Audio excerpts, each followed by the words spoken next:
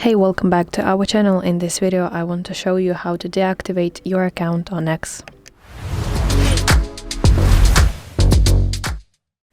So first of all, open X application on your device, and then you want to tap your profile picture in the top left corner of your screen. And now let's scroll down to settings and privacy.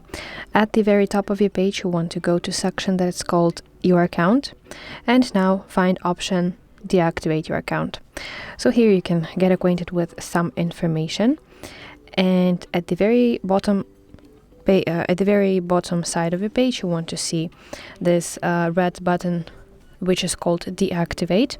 So you want to tap it, and then you want to enter your password to confirm the action, and finally tap deactivate button once more to finalize the whole process. After that your account will be deactivated.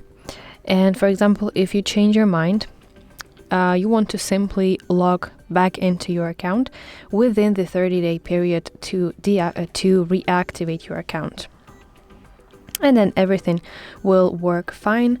Once again, you will get access to your X account. So thank you for watching. If you found this video helpful, please like it and subscribe to our channel to see more content like this.